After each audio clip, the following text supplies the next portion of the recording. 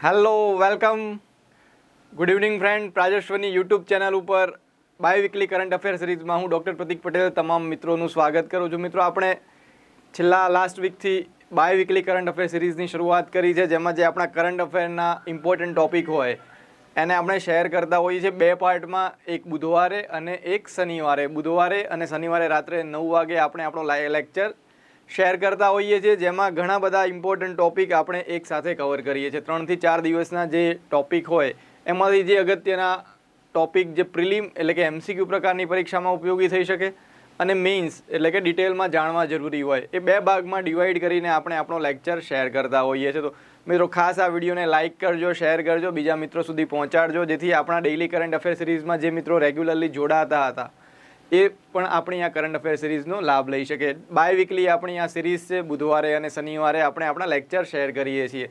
તો આજે બુધવારે આપણે એક અગત્યના કેટલાક ટોપિક છે એને શેર કરી રહ્યા છીએ. તો ખાસ મિત્રો કનેક્ટ થઈ જજો, લિંકને લાઇક કરી દેજો, શેર કરી દેજો, જેથી આવનારી એક્ઝામમાં ઉપયોગી થઈ શકે એવા ખાસ ટોપિક, તમને ઉપયોગી થઈ શકે એવા ટોપિક આપણે આજે ચર્ચા કરીશું.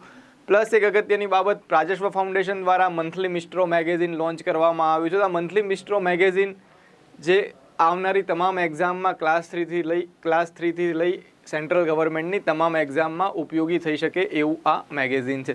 તો આ મંથલી મિસ્ટ્રો મેગેઝિન અને આપણો આ લાઈવ બાય વીકલી સેશન, આ બંનેને જ્યારે તમે એક સાથે ઉપયોગમાં લેશો, એક સાથે એને રેગ્યુલરલી ફોલો કરશો, તો આવનારી કોઈ પણ એક્ઝામમાં કરંટ અફેરના પોઈન્ટ ઓફ વ્યૂથી તમારે ચિંતા કરવાની જરૂર નહીં રહે, એની 100% ગેરંટી. કેમ કે જે ટોપિક સમજવાની જરૂર હોય, જે વધારે અગત્યના હોય, આપણે સેશનમાં કવર કરીએ છીએ. આ સિવાયના કેટલાક નાના નાના ટોપિક હોય એ આપણા મેગેઝિનમાં કવર થતા હોય છે. તો મંથલી મિસ્ટ્રો મેગેઝિન અને આપણો ડેઇલી લેક્ચર, આ બંનેનો કોમ્બો જો તમે ફોલો કરતા હશો તો કરંટ અફેર માટે તમારે સહેજ પણ ચિંતા કરવાની જરૂર નથી. તો ચાલો મિત્રો, આજના લેક્ચરની શરૂઆત કરીએ. ફટાફટ લિંકને લાઇક કરીને શેર કરી દેજો, જેથી બીજા મિત્રો પણ આપણી સાથે જોડાઈ શકે. પ્રાજેશ્વ ફાઉન્ડેશન દ્વારા GPSC ફાઉન્ડેશન બેચ ટૂંક સમયમાં જ શરૂ થનાર છે. એના એડમિશન ચાલુ થઈ ગયા છે. તો ગાંધીનગર અને અમદાવાદ કોઈ પણ બ્રાન્ચ ખાતે આપ જો જોડાવા માગતા હોય તો આ એક સુંદર તક છે. એક એવોર્ડને લઈને પહેલો ટોપિક છે આજે આપણું. એવોર્ડનું નામ છે ભારત રત્ન. આપણા જે ડૉક્ટર બાબા સાહેબ આંબેડકર છે એમના નામ પરથી આ એવોર્ડને નામ આપવામાં આવ્યું છે, ભારત રત્ન ડૉક્ટર આંબેડકર પુરસ્કાર. તો આ પુરસ્કાર કોને મળ્યો અને કયા રાજ્ય દ્વારા અથવા કોના દ્વારા આપવામાં આવે છે, આ 2 પોઈન્ટ આપણા માટે અગત્યના. તો આ જે એવોર્ડ છે, અત્યારે હાલ ઉત્તર પ્રદેશના જે CM છે આદિત્યનાથ યોગી, એમને ભયમુક્ત ઉત્તર પ્રદેશ બનાવવા માટે આ ડૉક્ટર આંબેડકર પુરસ્કારથી સન્માનિત કરવામાં આવ્યા. બુદ્ધાંજલિ રિસર્ચ ફાઉન્ડેશન છે, એના દ્વારા આયોજિત આ કાર્યક્રમમાં આ એવોર્ડ આપવામાં આવ્યો. તો આ એવોર્ડની જે શરૂઆત છે એ મહારાષ્ટ્ર સરકાર દ્વારા કરવામાં આવી હતી. પુરસ્કારની સ્થાપના વર્ષ 1996માં મહારાષ્ટ્ર સરકાર દ્વારા કરવામાં આવી હતી. અને કયા ક્ષેત્રમાં આ એવોર્ડ અપાય છે, આ 2-3 ફેક્ટ આપણે જોઈ લઈએ એટલે આપણો આ ટોપિક પૂરો થાય. તો ડૉક્ટર બાબા સાહેબ આંબેડકરને એમના જે અલગ અલગ ક્ષેત્રમાં એમણે કામ કર્યું હતું, શિક્ષણ, સમાજ કલ્યાણ, અર્થશાસ્ત્ર, આ તમામ ક્ષેત્રોમાં એમની કામગીરીને બિરદાવવા માટે જે પણ વ્યક્તિએ અલગ અલગ ક્ષેત્રોમાં સારી કામગીરી કરી હોય એમને આ ભારત રત્ન બાબા સાહેબ આંબેડકર એવોર્ડથી સન્માનિત કરવામાં આવતા હોય છે. આ સિવાય બીજો એક ટોપિક ન્યૂઝમાં હતો, આપણે પહેલાં પણ આના વિશે ચર્ચા કરી ચૂક્યા છીએ. વિશ્વની જીવંત યુનિવર્સિટી, ભારતની પ્રથમ જીવંત યુનિવર્સિટી શાંતિનિકેતન વિશ્વવિદ્યાલય, જે પશ્ચિમ બંગાળમાં આવેલું છે અને યુનેસ્કોના વર્લ્ડ હેરિટેજ સેન્ટર દ્વારા લાઈવ હેરિટેજ સાઇટ જે કહેવાય, જીવંત વિશ્વ વિરાસતનું સ્થળ, એમાં સામેલ કરવા માટે ભલામણ કરવામાં આવી છે. તો international council on monuments and site, international council on monuments અને સાઇટ દ્વારા આ ભલામણ કરવામાં આવી છે. ફ્રાન્સ સ્થિત આ સંસ્થા છે, જેમાં હેરિટેજ સેન્ટરની એક સલાહકાર સંસ્થા છે. એમાં નિષ્ણાતો, સ્થાનિક સત્તાવાળાઓ, મતલબ કે જે પણ દેશ હોય એના સ્થાનિક સત્તા પ્રતિનિધિઓ, અનેક પ્રાઇવેટ કંપનીઓ પણ એની સાથે જોડાયેલી હોય છે. તો પબ્લિક પ્રાઇવેટ પાર્ટનરશિપ જેવા મોડેલ પર ચાલતી આ એક સંયુક્ત સંસ્થા ICOMOS, એના દ્વારા ભલામણ કરવામાં આવી છે. એટલા માટે આ ટોપિક અગત્યનો ન્યૂઝમાં હતો. શાંતિનિકેતન યુનેસ્કોની વર્લ્ડ હેરિટેજ લિસ્ટમાં સામેલ થવાની શક્યતા છે આવતા વર્ષે 2023માં. સાઉદી અરેબિયાના રિયાદમાં વર્લ્ડ હેરિટેજ સમિટની બેઠક મળવાની છે. વર્લ્ડ હેરિટેજ કમિટીની દર વર્ષે બેઠક મળતી હોય છે. આ બેઠકની અંદર અલગ અલગ જે આવા ભલામણો આવી હોય અલગ અલગ દેશોની એની સ્ક્રુટિની થતી હોય છે. એના જે નિર્ધારિત માપદંડો છે યુનેસ્કોના કોઈ પણ સ્થળને વિશ્વ વિરાસત સ્થળ જાહેર કરવાના એ ક્રાઇટેરિયામાં જો એ ફિટ થતા હોય તો જે તે સ્થળને વિશ્વ વિરાસતના સ્થળ જાહેર કરવામાં આવતા હોય છે. તો આ જે કમિટી છે એની બેઠક ક્યાં મળવાની છે 2023ની, આવું ફેક્ટ પૂછાઈ શકે, ખાસ યાદ રાખીશું. IMP સાઉદી અરેબિયાના રિયાદમાં આ વર્લ્ડ હેરિટેજ કમિટીની બેઠક મળવાની છે. શાંતિનિકેતન યુનિવર્સિટીનું મહત્વ આપણે જાણીએ છીએ. એક પ્રકારની જીવંત યુનિવર્સિટી તરીકેનું સન્માન મેળવનારી એ ભારતની પ્રથમ યુનિવર્સિટી હશે. રવિન્દ્રનાથ ટાગોર દ્વારા સ્થાપિત આ શાંતિનિકેતન સંસ્થા છે વિશ્વ ભારતી યુનિવર્સિટી તરીકે, વિશ્વવિદ્યાલય તરીકે પણ એ ઓળખાય છે. પશ્ચિમ બંગાળના વીરભૂમ જિલ્લામાં આવેલી છે.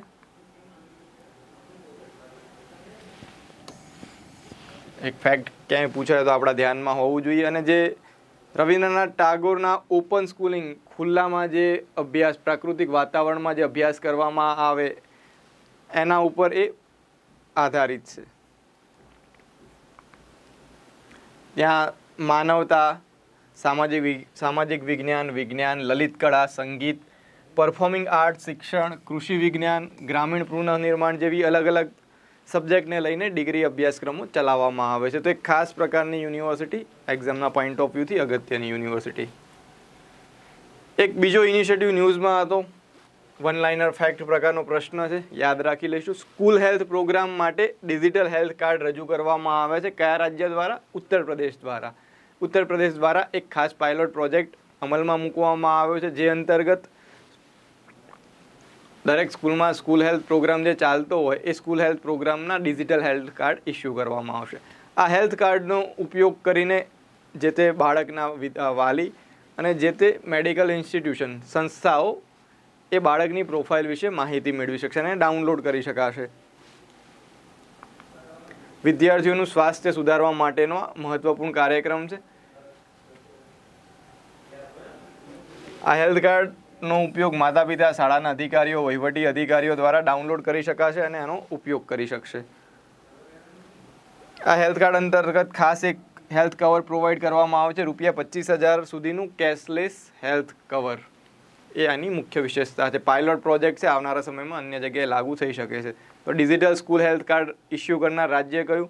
આ પ્રકારના એક્ઝામ, SSC, બેન્કિંગ એક્ઝામ, આ પ્રકારની એક્ઝામ જે ઓનલાઈન એક્ઝામ લેવાતી હોય એમાં જે રિસન્ટ કરંટ અફેરના ટોપિક પૂછાતા હોય એમાં પૂછાવાની શક્યતા વધારે હોય છે. આ ટોપિક પણ એ જ પ્રકારનો ટોપિક બેન્કિંગ અને SSCની એક્ઝામમાં ઉપયોગી થાય એવો.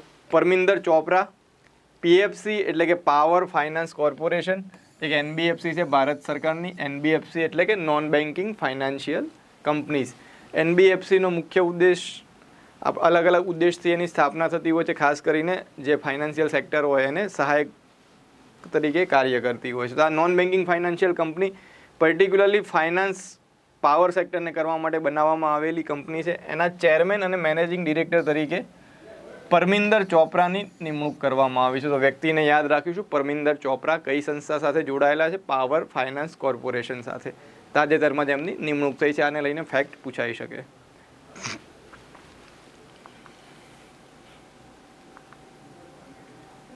માસ્ટર કાર્ડ ICCના નવા ગ્લોબલ સ્પોન્સર તરીકે સિલેક્ટ થયા છે.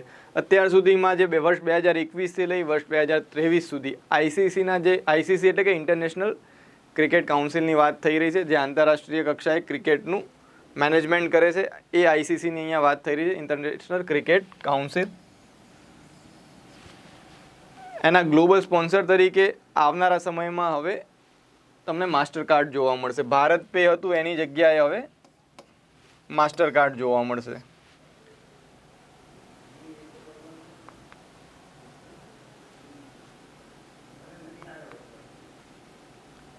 ભારત અને થાઈલેન્ડ બે દેશો વચ્ચે 35મી ઇન્ડો થાઈ કોઓર્ડિનેટેડ પેટ્રોલ એક્સરસાઇઝ કરવામાં આવી. કોર્પેટ જેને શોર્ટમાં કહેવામાં આવે છે. કોર્પેટ શું છે? તો કોઓર્ડિનેટેડ પેટ્રોલિંગ એક્સરસાઇઝ.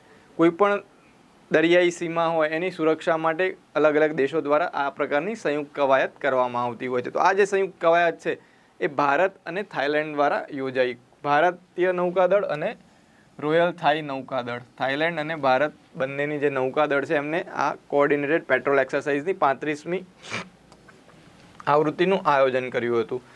આ કવાયત છે એનો ઉદ્દેશ્ય બંને દેશો વચ્ચેના દરિયાઈ જોડાણને મજબૂત બનાવવું, હિન્દ મહાસાગરની સલામતી અને સુરક્ષાને સુનિશ્ચિત કરવા. તો જનરલી જ્યારે પણ આ પ્રકારની એક્સરસાઇઝ થતી હોય એનો ઉદ્દેશ સમાન પ્રકારના જ હોય છે. કોઈ પણ દેશ હોય તો એ પોતાની જે મિલિટરી ક્ષમતા હોય એની વચ્ચે સંકલન સાધી શકે, આવનારા જે પડકારો હોય એની માટે તૈયારી કરી શકે અને જે તે પ્રદેશની શાંતિ અને સુરક્ષાને સુનિશ્ચિત કરી શકે. તો મોટાભાગે આ પ્રકારના ઉદ્દેશથી જ એમની વચ્ચે આ એક્સરસાઇઝ યોજાતી હોય છે. મેઇન જે સમસ્યાઓ છે હિન્દ મહાસાગરના ક્ષેત્ર સાથે જોડાયેલી, અનરેગ્યુલેટેડ માછીમારી એટલે કોઈ પણ પ્રકારના જે રિસ્ટ્રિક્ટેડ ઝોન હોય એની અંદર પણ ઘણીવાર માછીમારી કરવામાં આવતી હોય છે. કેટલાક વર્લ્ડ હેરિટેજ સાઇટ અથવા તો જે બાયોડાયવર્સિટીના જે હોટસ્પોટ હોય એવા વિસ્તારોમાં પણ અનિયંત્રિત માછીમારી કરવામાં આવતી હોય છે. તો એના ઉપર નિયંત્રણ, ડ્રગ હેરફેર, આ ઉપરાંત ચાંચિયાગીરી, પાયરસી જેને કહેવામાં આવે, સશસ્ત્ર લૂંટ, આવી ગેરકાયદેસર પ્રવૃત્તિઓ પણ ઘણીવાર દરિયાઈ વિસ્તારોમાં જોવા મળતી હોય છે. તો આ તમામ પ્રવૃત્તિ પર નિયંત્રણ રાખવા માટે મહત્વપૂર્ણ. દાણચોરી એને અટકાવવા માટે પણ એની ભૂમિકા, આ જે એક્સરસાઇઝ છે એની ભૂમિકા મહત્વપૂર્ણ.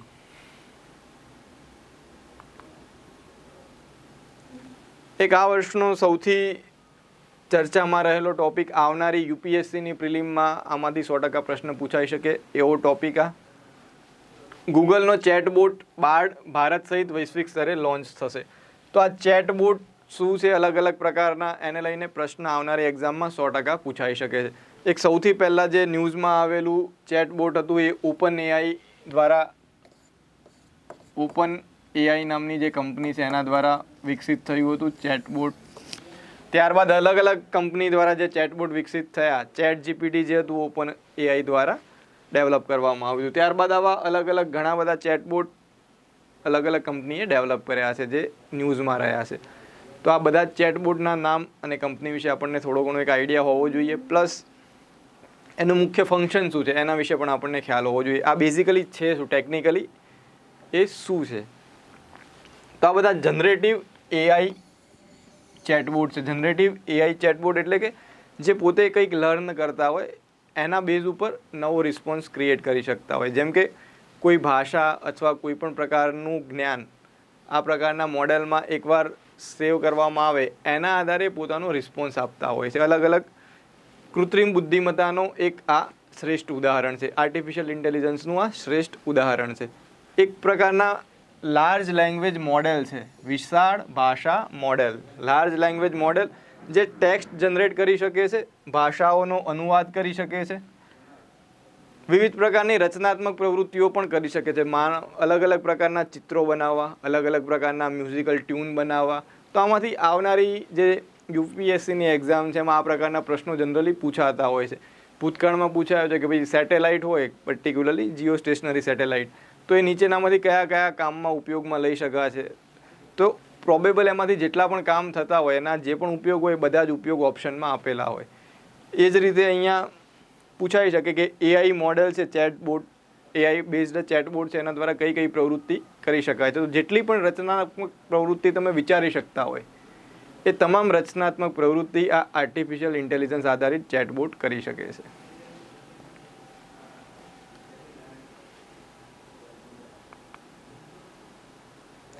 એક એરપોર્ટ ન્યૂઝમાં હતું. એરપોર્ટને લઈને ઘણીવાર ક્લાસ 3 લેવલની એક્ઝામમાં જોડકા અને પ્રશ્નો પૂછાતા રહેતા હોય છે. કયા શહેરમાં કયું એરપોર્ટ આવેલું છે આપણને ધ્યાનમાં હોવું જોઈએ. ન્યૂઝમાં કોઈ હાઇલાઇટ થયું હોય તો એના વિશે આપણને ખાસ ખ્યાલ હોવો જોઈએ. તો આવું એક એરપોર્ટ છે, લાલ બહાદુર શાસ્ત્રી ઇન્ટરનેશનલ એરપોર્ટ, જે વારાણસીમાં આવેલું છે. અને ન્યૂઝમાં એટલા માટે હતું કે આ એરપોર્ટ દેશનું પહેલું એરપોર્ટ બન્યું છે જ્યાં ફ્રી રીડિંગ લોન્જ શરૂ કરવામાં આવ્યું હોય. Free reading lounge. Reading lounge એટલે કે જ્યાં તમે અલગ અલગ પુસ્તકો વાંચી શકો છો. ખાસ પ્રકારના અલગ અલગ ભાષાના પુસ્તકો અહીંયા રાખવામાં આવતા હોય છે. નેશનલ બુક ટ્રસ્ટ જે ભારત સરકારની એક અધિકૃત સંસ્થા છે જેના દ્વારા ઘણી બધી અલગ અલગ બુકનું પબ્લિકેશન કરવામાં આવતું હોય. તો આ નેશનલ બુક ટ્રસ્ટના સહયોગથી આ લોન્જની સ્થાપના કરવામાં આવી છે.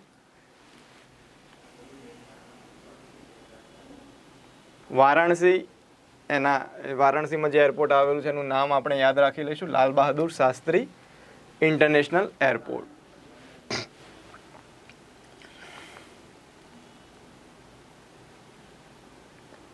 ભારતની ત્યાં કયા કયા વિષયના અને કઈ કઈ ભાષાના પુસ્તકો છે?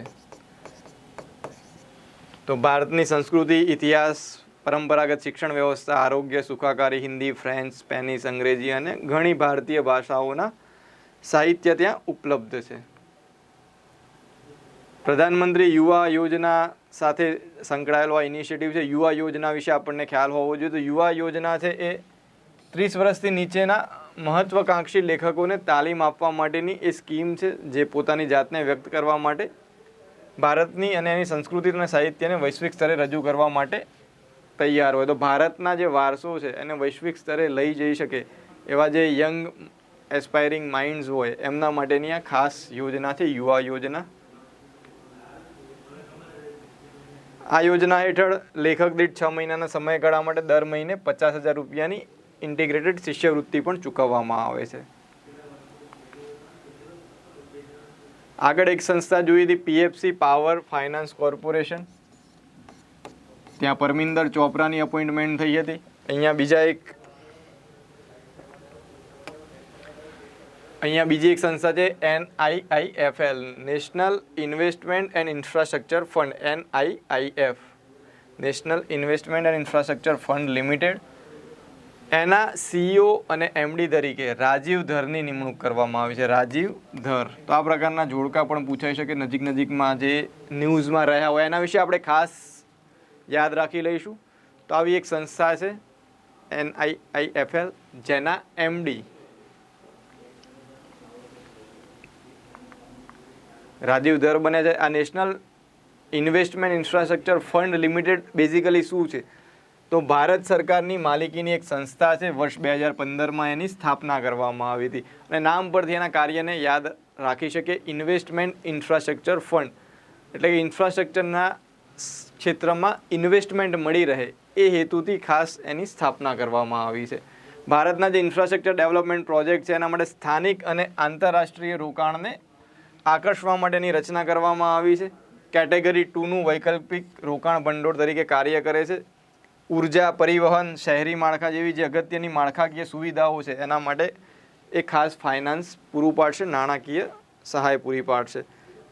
ફાઇનાન્શિયલ સુવિધા આપવા માટે sovereign wealth fund, pension fund, અન્ય લાંબા ગાળાના રોકાણો સહિત વિવિધ સ્ત્રોતોમાંથી એ નાણાં એકઠા કરી શકે છે. આ બધા ફેક્ટ NIIFL લિમિટેડને લઈને પૂછાઈ શકે કે એના ઉદ્દેશ શું છે, અથવા NIIFLને ધ્યાનમાં લઈને નીચેના ફેક્ટ વિશે માહિતી આપો, અથવા સાચા છે કે ખોટા એની ખરાઈ કરો. તો આ બધા જ ફેક્ટ આપણા ધ્યાનમાં હોવા જોઈએ.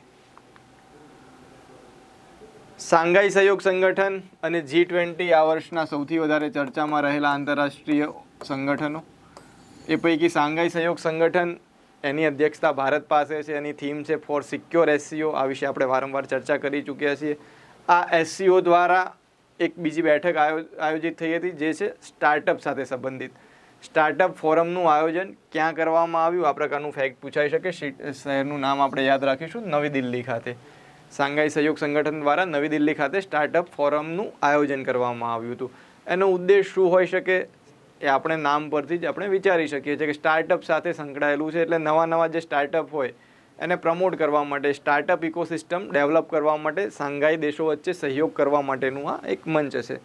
સ્ટાર્ટઅપ ઇન્ડિયા દ્વારા આ ઇવેન્ટનું આયોજન કરવામાં આવ્યું હતું. સ્ટાર્ટઅપ ઇન્ડિયા જે છે વાણિજ્ય મંત્રાલય હેઠળના ઔદ્યોગિક અને આંતરિક વેપાર માટેનો પ્રમોશન માટેનો જે વિભાગ છે એની હેઠળ એ કાર્ય કરે છે. સ્ટાર્ટઅપ ઇન્ડિયા ઇનિશિયેટિવ છે એના દ્વારા આ ઇવેન્ટનું આયોજન કરવામાં આવ્યું હતું.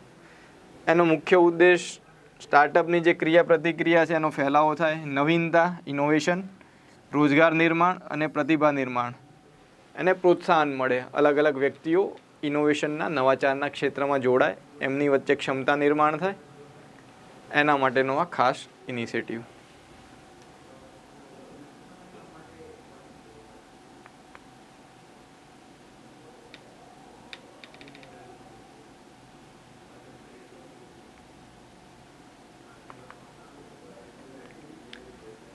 એક એવોર્ડ મળ્યો છે આપણા એક પોર્ટને, એને લઈને એક ટોપિક છે સાગર શ્રેષ્ઠ સન્માન એવોર્ડ 2023. સાગર શ્રેષ્ઠ સન્માન એવોર્ડ 2023 કોચી પોર્ટને આપવામાં આવે બંદર શિપિંગ અને જળમાર્ગ મંત્રાલય દ્વારા 2022-23 દરમિયાન નોન કન્ટેનર કેટેગરીમાં શ્રેષ્ઠ ટર્ન અરાઉન્ડ સમય માટે કોચી પોર્ટ ઓથોરિટીને સાગર શ્રેષ્ઠ સન્માનથી સન્માનિત કરવામાં આવે. આ ટર્ન અરાઉન્ડ સમય શું છે એ પણ તમને જાણીને પ્રશ્ન થશે. એને લઈને આગળની સ્લાઇડમાં આપણે ચર્ચા કરીશું. આ ટર્ન અરાઉન્ડ સમય શું હોય છે. તો આ જે એવોર્ડ આપવામાં આવ્યો છે એ ડ્રાય બલ્ક અને લિક્વિડ બલ્ક કાર્ગો જહાજોના સંચાલનમાં કોચી પોર્ટના ઉત્કૃષ્ટ પ્રદર્શનને ધ્યાનમાં લઈને આપવામાં આવ્યો છે.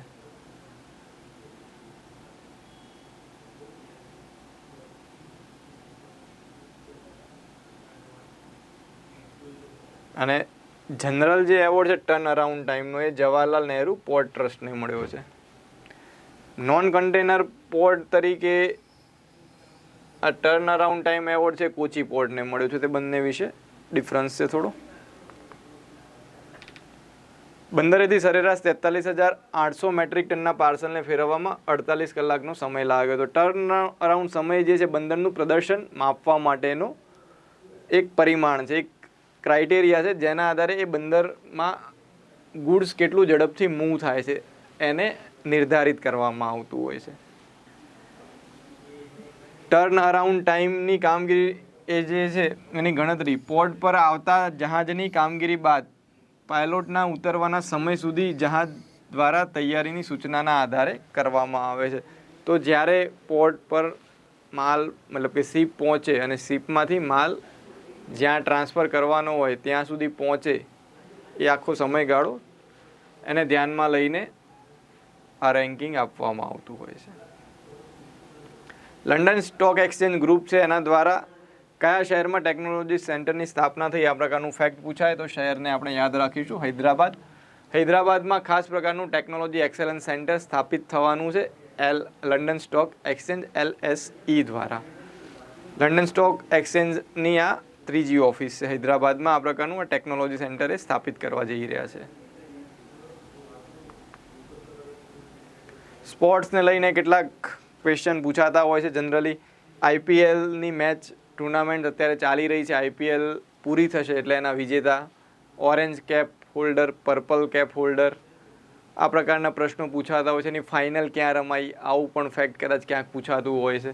તો આ બધી ઘટનાઓ વિશે આપણે આગળ જેમ જેમ IPL ચાલશે એમ જોઈશું. પણ અત્યારે હાલ IPLમાં એક નવો રેકોર્ડ નોંધાયો છે ભારતીય પ્લેયર દ્વારા. એક યુવા પ્લેયર છે, એને લઈને ફેક્ટ પૂછાઈ શકે તો એને જોઈ લઈએ પહેલાં. રાજસ્થાન રોયલ્સના ખેલાડી છે યશસ્વી જયસ્વાલ.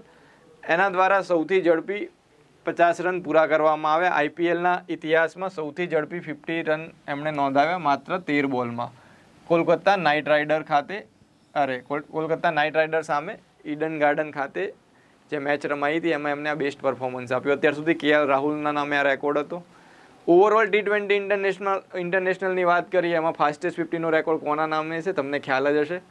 યસ, યુવરાજ સિંહ. યુવરાજ સિંહે T20 વર્લ્ડ કપ જે પ્રથમ વિશ્વ કપ હતો એમાં ઇંગ્લેન્ડ સામે 6 બોલમાં 6 સિક્સનો રેકોર્ડ નોંધાવ્યો અને સાથે સાથે ફાસ્ટેસ્ટ 50 એટલે કે 12 બોલમાં 50 રન એ અત્યાર સુધીનો બેસ્ટ રેકોર્ડ છે T20 ક્રિકેટમાં.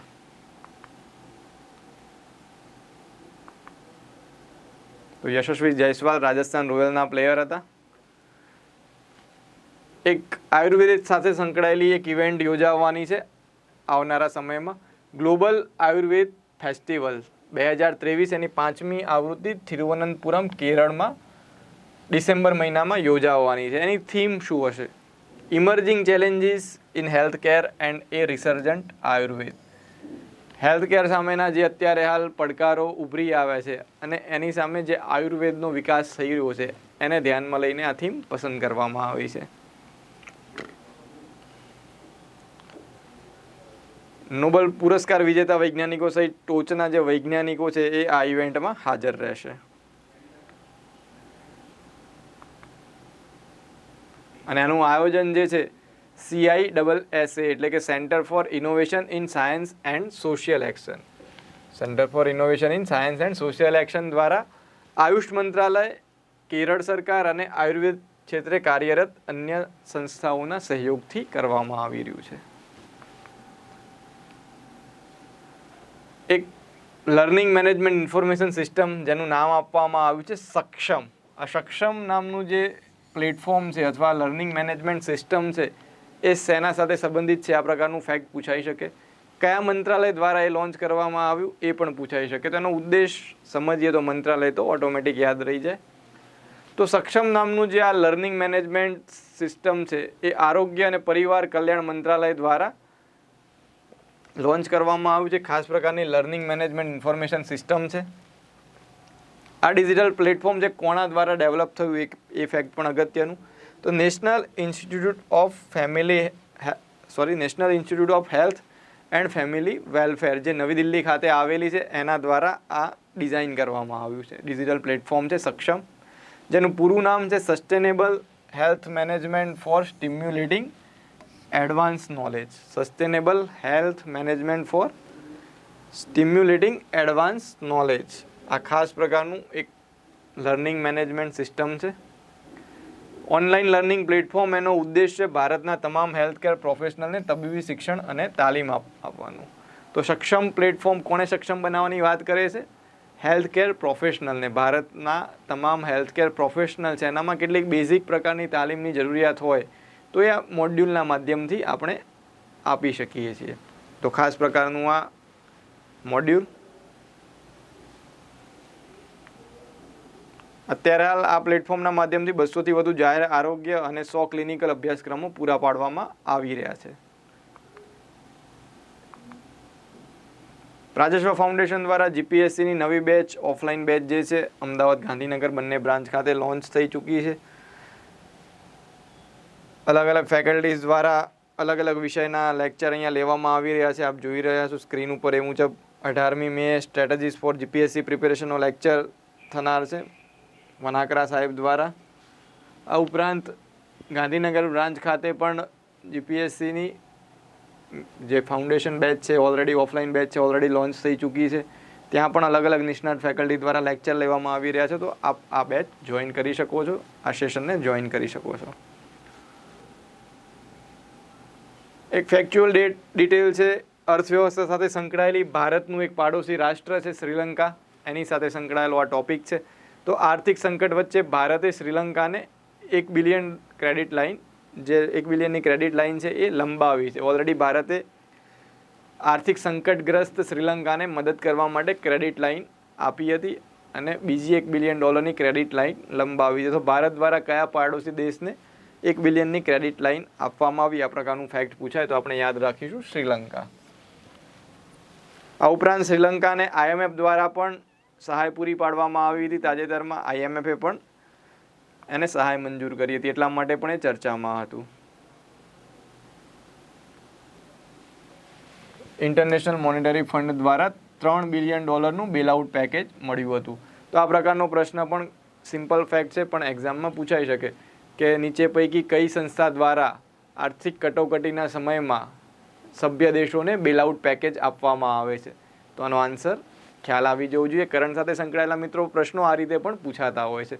તો આંતરરાષ્ટ્રીય મોનેટરી ફંડ જે છે એ ખાસ કરીને આર્થિક સંકટના સમયે દેશોને સહાય કરવા માટે કાર્ય કરે છે. અને બ્રેટન વુડ સિસ્ટમ અને બ્રેટન વુડ ટ્વિન્સને લઈને આપણે એક લેક્ચર ઓલરેડી શેર કરેલો છે. ખાસ IMF વર્લ્ડ બેંકને તમે સારી રીતે સમજવા માંગતા હોય તો એ વિડીયોને ખાસ જોજો. પ્રાજેશ્વરની યુટ્યુબ ચેનલ ઉપર વિડીયોઝમાં એ અવાઇલેબલ છે. વર્લ્ડ બેંક અને ઇન્ટરનેશનલ મોનેટરી ફંડ બંનેની રચનાનો ઉદ્દેશ, બંનેના કાર્યો અને બંને દ્વારા રજૂ કરવામાં આવતા અગત્યના અહેવાલો, તમામ પ્રકારના પ્રશ્નો જેમાંથી પ્રશ્ન પૂછાય છે એ તમામ મુદ્દાઓ એમાં સામેલ છે. તો આ પ્રકારના ફેક્ટ પણ કરંટ સાથે જોડાયેલા પૂછાઈ શકે બેલઆઉટ પેકેજને લઈને, તો એ આપણા ધ્યાનમાં હોવા જોઈએ. લિયોનેલ મેસીને વર્ષ 2023નો લોરિયસ સ્પોર્ટ્સમેન ખિતાબ પ્રાપ્ત થયો. તો વ્યક્તિનું નામ જ અહીંયા યાદ રાખીશું અને દેશનું નામ કદાચ પૂછાય તો બે ફેક્ટ અગત્યના. વર્ષ 2023નો લોરિયસ સ્પોર્ટ્સમેનનો ખિતાબ કોને પ્રાપ્ત થયો? લિયોનેલ મેસીને. અને લિયોનેલ મેસી જે છે એ આર્જેન્ટિનાના ફૂટબોલ ટીમના કેપ્ટન છે અને આર્જેન્ટિનાની ટીમ જે છે એ લાસ્ટ ફિફા વર્લ્ડ કપની જે કતારમાં આયોજિત આવૃત્તિ હતી એમાં વિજેતા બની હતી. તો આ બધી જ બાબતો એક્ઝામના પોઈન્ટ ઓફ વ્યૂથી અગત્યની. અહીંયા જે આર્જેન્ટિનાની જે પુરુષ ફૂટબોલ ટીમ છે એને વર્લ્ડની બેસ્ટ ટીમનો એવોર્ડ પણ અહીંયા પ્રાપ્ત થયો.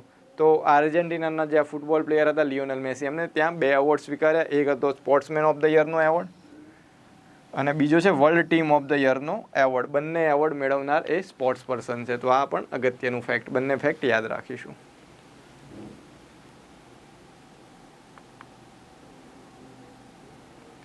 અત્યારે મિત્રો આપણે જે ટોપિકની ચર્ચા કરી રહ્યા છે 1 લાઇનર 2 લાઇનર ફેક્ટ ટાઈપના પ્રશ્નો છે, જેમાંથી જનરલી MCQ પ્રકારના પ્રશ્નો પૂછાઈ શકે. બસ જેવો આ ટોપિક આપણા 2-3 ટોપિક પૂરા થાય પછી આપણે સ્વિચ ઓવર કરીશું મેઇન્સના ટોપિકમાં, જે ડિટેલમાં જાણવા જરૂરી હોય, એનાલિટિકલ ટોપિક હોય, જે લાંબા ટોપિક હોય, જેમાંથી એસે પણ કદાચ ક્યાંય પૂછાઈ શકે એ પ્રકારના ટોપિક હોય. તો અહીંયા એક ઇનિશિયેટિવ છે જેનું નામ છે બેંક ક્લિનિક. તો આ બેંક ક્લિનિક નામનો ઇનિશિયેટિવ કોના દ્વારા લોન્ચ કરવામાં આવ્યો એના વિશે આપણને ખ્યાલ હોવો જોઈએ.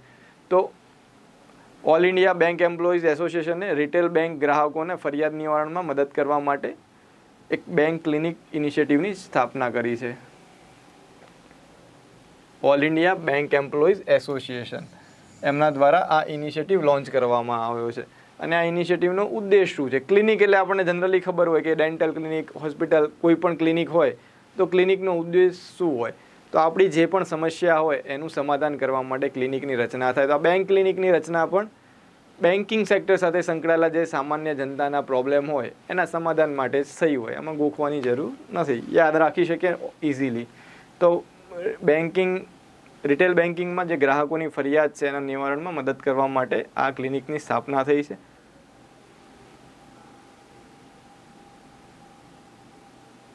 આનાથી ફાયદો શું થશે? તો બેન્કિંગની જે સેવાઓ છે એના માટે ગ્રાહકોમાં સંતોષનો ભાવ આવશે અને બેન્કિંગ અને ગ્રાહક વચ્ચેના જે સંબંધો છે એ મજબૂત બનશે, સારા સંબંધો સ્થાપિત થાય, એના માટે આ મહત્વપૂર્ણ ઇનિશિયેટિવ.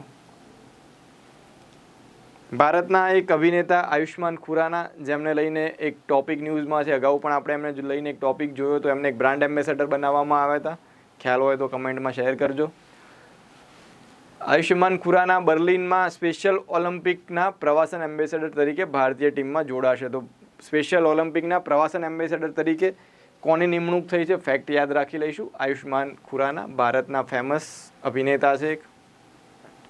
બર્લિનમાં જૂન 16થી 25 જૂન એટલે કે 16મી થી 25 જૂન દરમિયાન બર્લિનમાં એક યોજાનારું ઓલિમ્પિક છે. કોના માટે યોજાઈ રહ્યું છે? બૌદ્ધિક વિકલાંગ વ્યક્તિઓ માટે. મેન્ટલી રિટાર્ડેડ જે વ્યક્તિ હોય એમની માટેનું એક ખાસ પ્રકારનું આ ઓલિમ્પિક આયોજિત થઈ રહ્યું છે. એમના માટેની જે ભારતીય ટીમ છે એની સાથે આ આયુષ્માન ખુરાના બર્લિન જશે અને ભારતનું પ્રતિનિધિત્વ કરશે, એમ્બેસેડર તરીકે જોડાશે. તો ખાસ યાદ રાખીશું આ વ્યક્તિને. આ ઉપરાંત યુનિસેફમાં પણ એ બાળકોના અધિકાર માટે ભારતીય રાષ્ટ્રીય રાજદૂત તરીકે સેવા આપી રહ્યા છે, જે બાળકોના અધિકારો અને કલ્યાણની હિમાયત કરવા માટે પ્રતિબદ્ધ છે. તો આ પણ એક અગત્યનું ફેક્ટ. કઈ સંસ્થાના બ્રાન્ડ એમ્બેસેડર તરીકે જોડાયા છે? તો બાળ અધિકારો માટે યુનિસેફના બ્રાન્ડ એમ્બેસેડર તરીકે એ જોડાયા છે. તાજેતરમાં જ એક સાયક્લોન ન્યૂઝમાં હતું. જ્યારે પણ આવું સાયક્લોન આવે એટલે એક નવું નામ ન્યૂઝમાં જોવા મળે. તો આ વખતનું જે આ નવું નામ છે એ મોચા છે. મોકા અથવા મોચા બંને પ્રોનાઉન્સિએશન થતા હોય છે. તો ચક્રવાત મોચા જે છે એ ક્યાં ઉદ્ભવ્યું હતું? પહેલું અગત્યનું ફેક્ટ. તો બંગાળની ખાડીમાં એનો ઉદ્ભવ થયો હતો. અને એ ક્યાં એની અસર જોવા મળી? તો બાંગ્લાદેશ, મ્યાનમાર અને ભારતના મિઝોરમમાં પણ વધતા ઓછા અંશે એની અસર જોવા મળી. ઘણા બધા લોકોને વિસ્થાપિત કરવા પડ્યા. આ મોચા નામ કયા દેશ દ્વારા આપવામાં આવ્યું? તો આ ચક્રવાતનું નામ મોચા જે છે યમન દ્વારા આપવામાં આવ્યું. આ જે નામકરણ છે એ હિન્દ મહાસાગર, કયો પર્ટિક્યુલરલી ઉત્તર હિન્દ મહાસાગર એટલે કે અરબ સાગર અને એક બાજુ બંગાળાની ખાડી, આ બંનેની આજુબાજુમાં આવેલા જે દક્ષિણ એશિયા અને દક્ષિણ પૂર્વ એશિયાના દેશો છે, પશ્ચિમ એશિયાના જે દેશો છે, આ દેશોનો એક સમૂહ છે, એમના દ્વારા આ નામકરણ કરવામાં આવતા હોય છે. અત્યારે હાલ એક યાદી આ દરેક દેશો પાસેથી મેળવવામાં આવી છે અને આ યાદી મુજબ દરેક દેશનું નામ વારા પરથી સિક્વન્સમાં એક ક્રોનોલોજીકલ ઓર્ડરમાં આપવામાં આવતું હોય છે. અત્યારે હાલ જે આ નામ પસંદ થયું છે ચક્રવાત મોચા, એ યમન દ્વારા આપવામાં આવ્યું હતું. એક આ ફેક્ટ યાદ રાખીશું. અને વાવાઝોડાની ઝડપ છે 160 કિલોમીટર પ્રતિ કલાક હતી.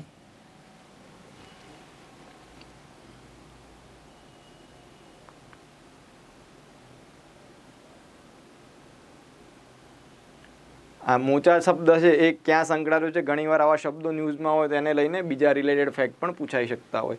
તો મોચાનું નામ જે છે લાલ સમુદ્રના બંદરના એક ભાગ પરથી રાખવામાં આવ્યું છે, જ્યાં 500 વર્ષ પહેલાં વિશ્વમાં કોફીની શોધ થઈ હતી.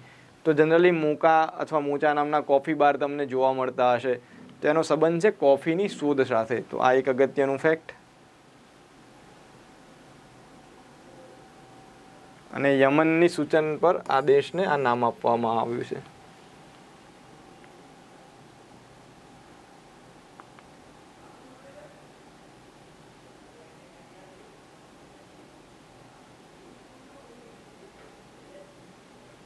મોચા કયા પ્રકારનું ચક્રવાત છે, આવું કદાચ ફેક્ટ ક્યાંય પૂછાય તો એક પ્રકારનું ઉષ્ણકટિબંધીય ચક્રવાત છે. ચક્રવાતને આપણે 2 ભાગમાં વહેંચતા હોઈએ છીએ ભૂગોળના પોઈન્ટ ઓફ વ્યૂથી.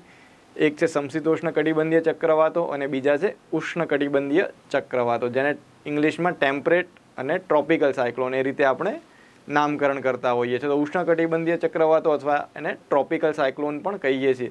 તો વિષુવવૃત્તની આજુબાજુના જે વિસ્તારો છે, ખાસ કરીને કર્કવૃત્ત અને મકરવૃત્તની વચ્ચે વિષુવવૃત્તની આજુબાજુના વિસ્તારોમાં જનરલી આ પ્રકારના ચક્રવાત જોવા મળતા હોય છે. પ્રમાણમાં ખૂબ જ વિનાશક ચક્રવાત હોય છે. એક હીટ એન્જિનની જેમ એ કાર્ય કરતા હોય છે. જે દરિયાની સપાટી હોય ત્યાંથી એ પોતાની પાસે ભેજનું શોષણ કરે છે અને ઉર્જા મેળવે છે, અને એક હીટ એન્જિનની જેમ એ કાર્ય કરે છે. વરાળ એન્જિન જે હોય એની જેમ એ કાર્ય કરે છે, અને ખૂબ જ ઉર્જા સાથે એ દરિયાની સપાટીથી જમીન સપાટી તરફ ગતિ કરે છે. જ્યારે જમીન સપાટી ઉપર જાય અને એને દરિયામાંથી ઉર્જા મળવાનું, હીટ ઓફ ઇવેપોરેશન એટલે કે બાષ્પોત્સર્જનની જે ઉર્જા હોય એ મળવાની બંધ થાય, ત્યારે ચક્રવાતની ગતિ ધીમે ધીમે ઘટતી જાય છે, અને જમીનમાં જેમ આગળ વધતા જાય એમ ધીમે ધીમે એ વિખેરાતા જાય છે. તો આ રીતે આખા ઉષ્ણકટિબંધીય ચક્રવાત કાર્ય કરતા હોય છે.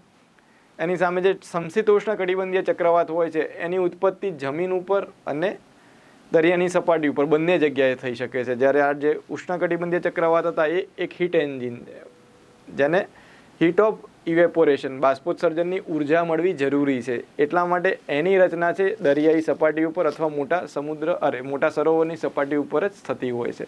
જમીન ઉપર એનો ઉદ્ભવ ન થઈ શકે. સમશીતોષ્ણ કટિબંધ જે છે એ જમીન ઉપર પણ ઉદ્ભવ થઈ શકે, કેમ કે એની રચના માટે ફ્રન્ટની જરૂર પડે છે. ફ્રન્ટ એ ભૂગોળ સાથે સંકળાયેલો ટોપિક છે, વધારે ડિટેલમાં ચર્ચા નહીં કરીએ. પણ જ્યાં ફ્રન્ટ બનતા હોય એટલે કે 2 અલગ અલગ ગુણધર્મો ધરાવતી વાયુ સમુચ્ચય, એર માસીસ જેને કહીએ, એ ભેગા થાય ત્યારે સમશીતોષ્ણ કટિબંધીય ચક્રવાત બનતા હોય છે. તો આ બેઝિક ડિફરન્સ છે બંને ચક્રવાતને લઈને. ઘણીવાર એમાં પ્રશ્નો પૂછાઈ ચૂક્યા છે જીપીએસસી અને યુપીએસસીની પરીક્ષામાં. આવનારી એક્ઝામમાં પણ એ ઉપયોગી થઈ શકે એવો ટોપિક.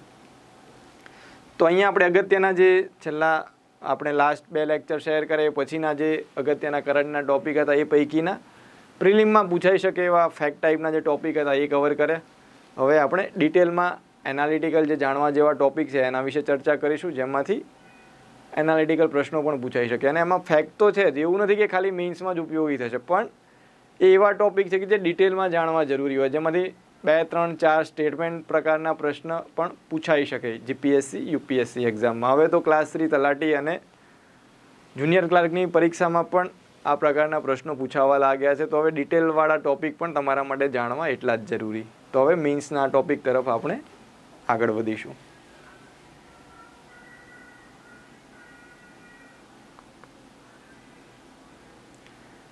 તો ડીઝલ 4 વ્હીલર વાહનો છે એના પર પ્રતિબંધ મૂકવા માટેની ભલામણ એક આપણા જે પેટ્રોલિયમ અને કુદરતી ગેસ મંત્રાલય છે એના દ્વારા રજૂ થયેલા અહેવાલમાં કરવામાં આવી છે.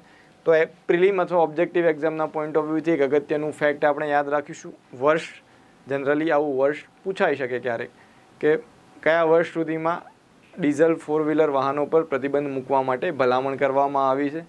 તો વર્ષ યાદ રાખીશું 2027. આ ભલામણને લાગુ કરવી કે ના કરવી એ બાબતે સરકાર હવે નિર્ણય લેશે. હાલ માત્ર આ ભલામણ છે.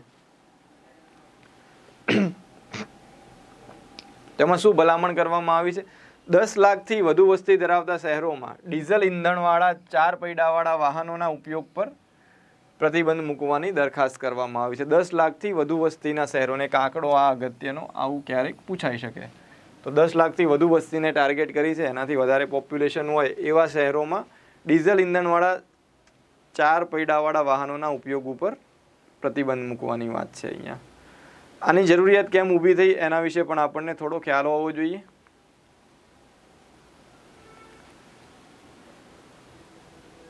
ભારત સરકારનો જે અત્યારે હાલનો લક્ષ્યાંક છે નેટ ઝીરો કાર્બન સ્ટ્રેટેજી આપણે બનવા માંગીએ છીએ વર્ષ 2070 સુધીમાં.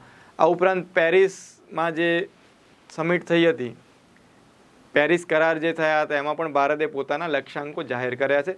ગ્રીનહાઉસ ગેસનું ઉત્સર્જન ઘટાડવા માટે INDC ઇન્ટેન્ડેડ નેશનલી ડિટરમાઇન્ડ કોન્ટ્રીબ્યુશન આપણે જાહેર કર્યા છે. તો આ દરેક લક્ષ્યાંકોને પ્રાપ્ત કરવા માટે આ પ્રકારના ઇનિશિયેટિવ ભારત સરકાર માટે મહત્વપૂર્ણ સાબિત થઈ શકે છે. 2035 સુધીમાં આંતરિક ઇન્ટર કમ્બશન એન્જિન સાથેના જે મોટરસાયકલ, સ્કૂટર અને 3 વ્હીલર છે એને પણ ધીમે ધીમે દૂર કરવાની અહીંયા વાત છે, જેથી પેટ્રોલ અને ડીઝલ દ્વારા જે પ્રદૂષણ થાય છે એને ઘટાડી શકાય એના માટેના ઇનિશિયેટિવ છે. પેસેન્જર કાર અને ટેક્સીઓને ઇલેક્ટ્રિક અને અંશતઃ ઇથેનોલ મિશ્રિત પેટ્રોલમાં વર્ગીકૃત કરવા માટે પણ વિચારણા કરવામાં આવી છે. આ અહેવાલમાં જે અગત્યની બાબતો કહેવામાં આવી એ પૈકીના 2-3 ફેક્ટ બીજા પણ આપણે યાદ રાખવા જોઈએ, જેમાં 2 વ્હીલર અને જે ટેક્સી છે, પેસેન્જર કાર છે, એને લઈને પણ ભલામણ કરવામાં આવી છે. આ પેસેન્જર કાર અને ટેક્સીમાં અંશતઃ ઇલેક્ટ્રિક અથવા અંશતઃ ઇથેનોલ મિશ્રિત પેટ્રોલમાં વર્ગીકૃત થવી જોઈએ.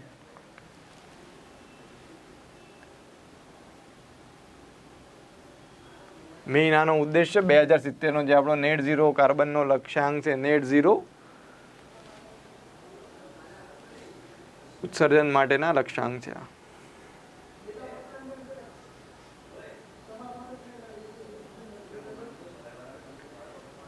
જે પબ્લિક શહેરી પરિવહન વ્યવસ્થા હોય એને લઈને પણ કેટલાક ઇનિશિયેટિવની અહીંયા વાત કરવામાં આવી છે. 2024થી ફક્ત ઇલેક્ટ્રિક સંચાલિત સિટી ડિલિવરી વાહનોને મંજૂરી આપવામાં આવશે અને 2030 પછી બિન ઇલેક્ટ્રિક જે સિટી બસો હશે એ ઉમેરવામાં આવશે નહીં. તો ધીમે ધીમે ટ્રાન્સપોર્ટને પ્રમોટ કરવાની અહીંયા વાત છે, જેનાથી પ્રદૂષણને, ગ્રીનહાઉસ ગેસના ઉત્સર્જનને આપણે ઘટાડી શકીએ. ઉદ્યોગો અને ઓટોમોબાઈલમાં પણ ડીઝલ કરતાં ઓછા પ્રદૂષિત કુદરતી ગેસના ઉપયોગને વધારવાની વાત છે. ઉદ્યોગોમાં પણ જ્યાં જ્યાં ડીઝલ એન્જિનનો ઉપયોગ થાય છે, જ્યાં જ્યાં ડીઝલનો ઉપયોગ થાય છે, ત્યાં હવે ધીમે ધીમે કુદરતી ગેસનો ઉપયોગ વધારવામાં આવે અને 2030 સુધીમાં કુદરતી ગેસનો જે હિસ્સો છે એને 15% સુધી લઈ જવાની વાત છે. અલગ અલગ જે ઉર્જા સ્ત્રોતોનો ઉપયોગ થાય છે ઉર્જાના ઉત્પાદનમાં, એનર્જી પ્રોડક્શન માટે ઉદ્યોગોમાં, ત્યાં કુદરતી ગેસનું જે પ્રમાણ છે ધીમે ધીમે વધારીને 15% કરવાનું આયોજન છે.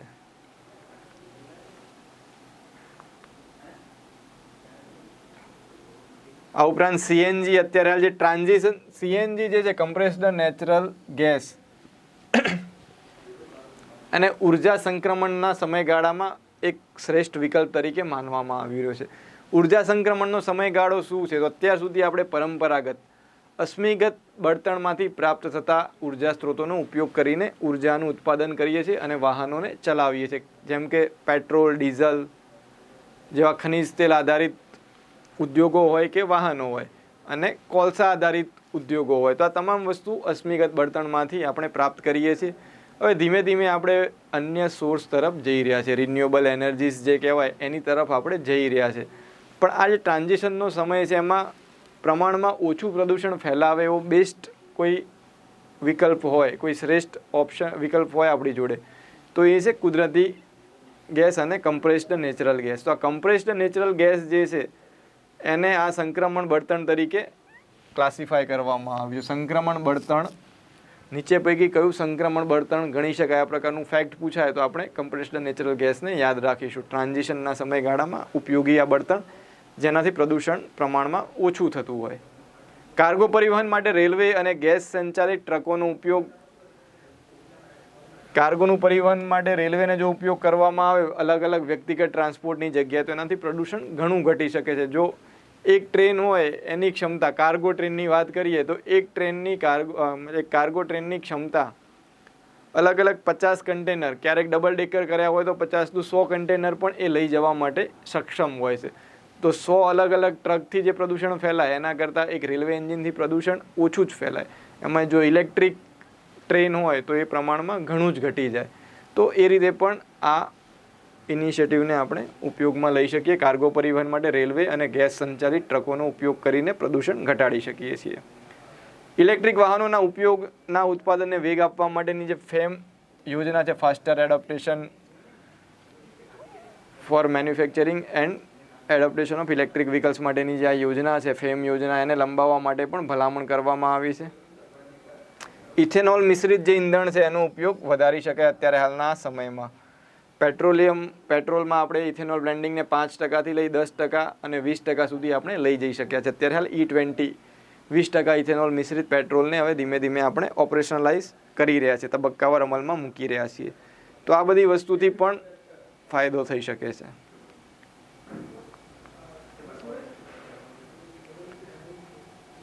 તો આજે એન્વાયરમેન્ટને લઈને ઘણા અગત્યના 2-3 ટોપિક છે. આવનારી ACFની મેઇન્સ એક્ઝામમાં 100% ઉપયોગી થઈ શકે એવા ટોપિક છે. આમાંથી ફેક્ચ્યુઅલ ક્વેશ્ચન આવનારી UPSCની પ્રિલિમ અને અન્ય એક્ઝામમાં પણ પૂછાઈ શકે છે એવા અગત્યના આ ટોપિક છે. બીજો એક ટોપિક છે પિટ્સબર્ગ ક્લાઇમેટ ડાયલોગ. આગળનો જે ટોપિક હતો એ ભારત સરકારનો જે મંત્રાલય છે, પેટ્રોલિયમ મંત્રાલય, એના દ્વારા પોતાના લક્ષ્યાંકોને, એટલે કે 2070માં નેટ ઝીરો કાર્બન અર્થવ્યવસ્થા બનવાના લક્ષ્યાંકોને પ્રાપ્ત કરવા માટે કેવી રીતે આપણે કાર્યરત થઈ શકે અને ડીઝલ વ્હીકલ પર પ્રતિબંધ મૂકવા માટેનો એક એમાં સજેશન હતું. એના આધારે આપણે અલગ અલગ અહેવાલો, દરેક અહેવાલ એ જે તે અહેવાલના અલગ અલગ ભલામણો વિશે આપણે જોયું હતું.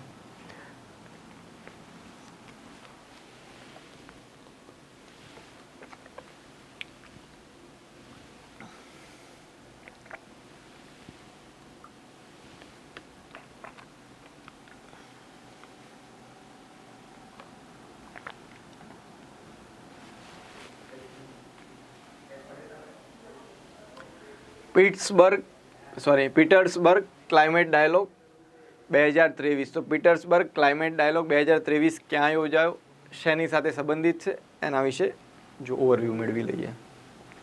તો પીટર્સબર્ગ ક્લાઇમેટ ડાયલોગ જે છે યુનાઇટેડ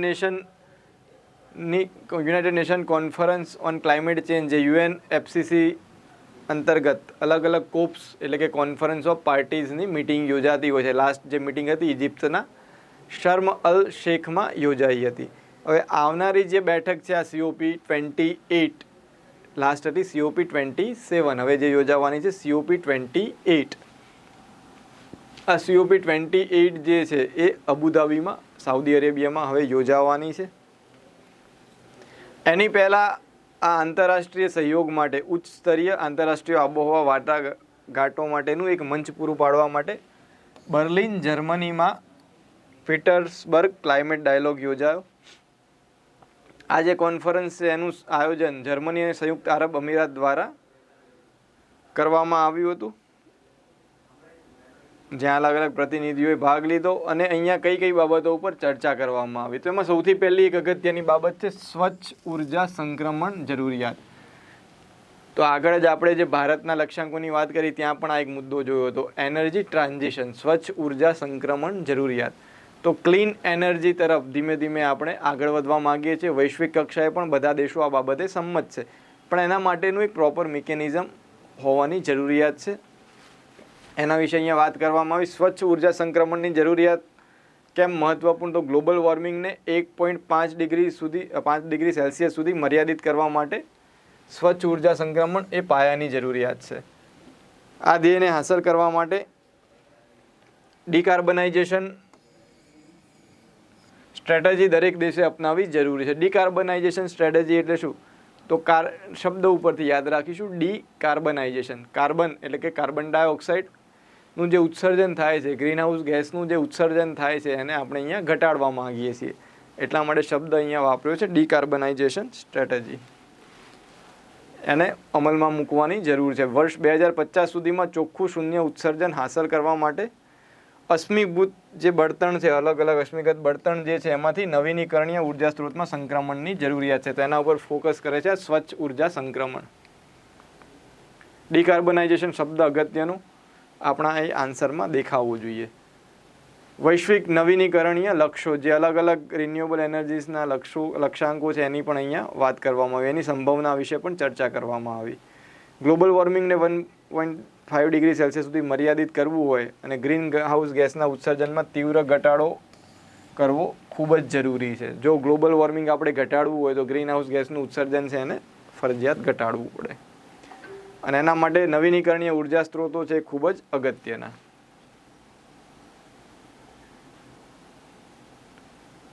અશ્મિભૂત જે ઈંધણ છે એને ફેઝ આઉટ કરવું એટલે કે ધીમે ધીમે ઉપયોગ ઘટાડવો. એનો તબક્કાવાર ઉપયોગ ઘટાડવા માટેના લક્ષ્યાંકોને પણ નક્કી કરવા જોઈએ. તો એવા લક્ષ્યાંકો અહીંયા 2030 સુધીમાં રિન્યુએબલ એનર્જી ક્ષમતાના 3 ગણા અને પછી 2040માં બમણા કરવા માટે હાકલ કરી છે. રિન્યુએબલ એનર્જીની જે ક્ષમતા છે 2030 સુધીમાં અત્યારે જે આપણે વાપરીએ છીએ એના કરતાં 3 ગણી અને 2040માં એને બમણી કરવામાં આવે. કુલ જે એનર્જી પ્રોડક્શન હોય એમાં એનું શેર, એનો ફાળો વધારવાની અહીંયા વાત છે.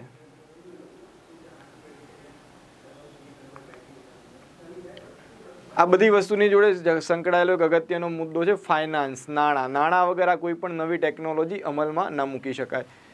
ટેકનોલોજીકલ એડવાન્સમેન્ટ ત્યારે જ થઈ શકે એના માટે પ્રોપર ફાઇનાન્સ હોય, પ્રોપર ઇનોવેશન માટેની ત્યાં વ્યવસ્થા હોય.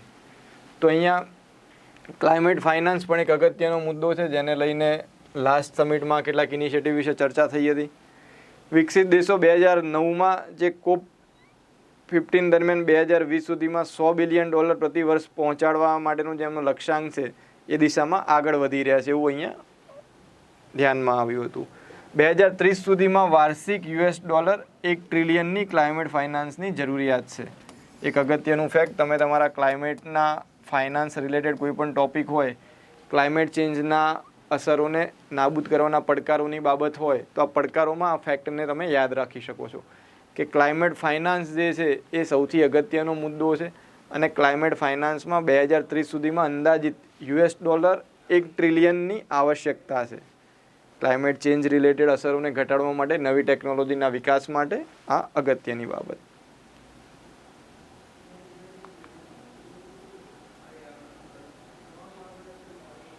વૈશ્વિક નાણાકીય સિસ્ટમ જે છે અત્યારે હાલની, એમાં કેટલાક ફેરફારો કરવાની જરૂરિયાત છે. જેમ કે ગ્લોબલ વોર્મિંગની જે અસર છે આપણે 1.5 ડિગ્રી સેલ્સિયસ કરતાં 1.5 ડિગ્રી સેલ્સિયસ કરતાં ઘટાડવા માટેના જે અલગ અલગ દેશો દ્વારા પ્રયત્નો કરવામાં આવે છે એમાં એનો બોજ જે ખાસ ગરીબ દેશો છે, સૌથી ગરીબ દેશો છે એના ઉપર ના આવવો જોઈએ. કુદરતી ન્યાયના સિદ્ધાંત મુજબ આપણે વિચારીએ તો ઓલરેડી આ જે પ્રદૂષણ ફેલાયું છે એ વિશ્વના વિકસિત દેશો જેમણે ઓલરેડી ટેકનોલોજીકલ એડવાન્સમેન્ટ પ્રાપ્ત કરી ચૂક્યા છે, જે ખૂબ જ સક્ષમ દેશો છે, એમના દ્વારા આ પ્રદૂષણ ફેલાવવામાં આવ્યું છે. એની અસર બિચારા ગરીબ દેશો ભોગવી રહ્યા છે જેમની પાસે પૂરતા સંસાધનો પણ નથી.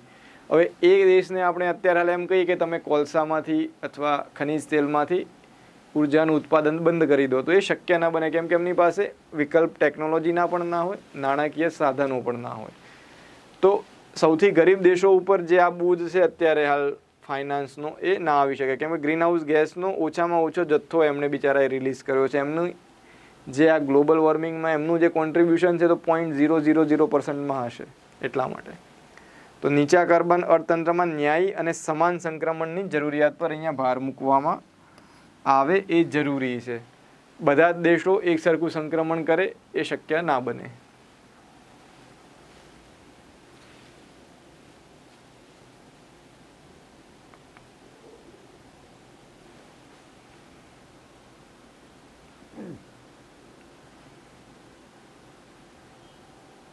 અને પેરિસ જે લક્ષ્યાંકો હતા એ હાંસલ કરવા તરફ જે પ્રગતિ થઈ એનું મૂલ્યાંકન કરવાની અહીંયા આ મંચ દ્વારા તક પૂરી પાડવામાં આવશે. તો એક ખાસ પ્રકારનું આ સમિટનું મહત્ત્વ છે. તો અહીંયા અલગ અલગ ઘણા મુદ્દાઓ વિશે આપણે ચર્ચા કરી સમિટ સાથે જોડાયેલા. એમાં મેઇન જે હતું સ્વચ્છ ઇંધણનું જે સંક્રમણની બાબત હતી, બીજી હતી નાણાકીય સ્થિતિની બાબત, ક્લાઇમેટ ફાઇનાન્સની બાબત, અને જે એની જવાબદારી છે એ બધા દેશો વચ્ચે એક સરખી રીતે વિભાજિત ના થઈ શકે, કેમ કે ગરીબ દેશો જે છે એમની ગ્રીન હાઉસ ગેસના ઉત્સર્જનમાં ખૂબ જ મર્યાદિત ભૂમિકા છે.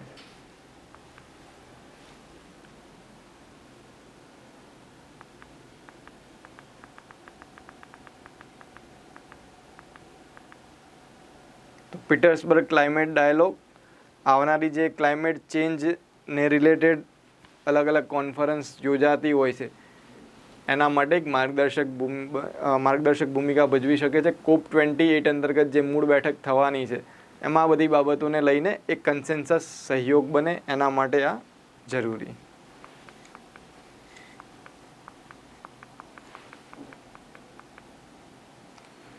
પીએસઆઈ બેચ ઓફલાઈન બેચ 10 થી 12નો જેનો સમય છે ગાંધીનગર બ્રાન્ચ ખાતે, જ્યાં અલગ અલગ નિષ્ણાત ફેકલ્ટી દ્વારા લેક્ચર યોજવામાં આવી રહ્યા છે. તો આમાં આપ જોડાઈ શકો છો. પ્લસ અમદાવાદ બ્રાન્ચ ખાતે પણ પીએસઆઈની બેચ લોન્ચ કરવામાં આવેલી છે. ઓફલાઈન બેચ છે જેનું શિડ્યુલ 6 થી 8નું છે. અલગ અલગ ફેકલ્ટીઝ, અનુભવી ફેકલ્ટીઝ જેના દ્વારા લેક્ચર લેવામાં આવી રહ્યા છે.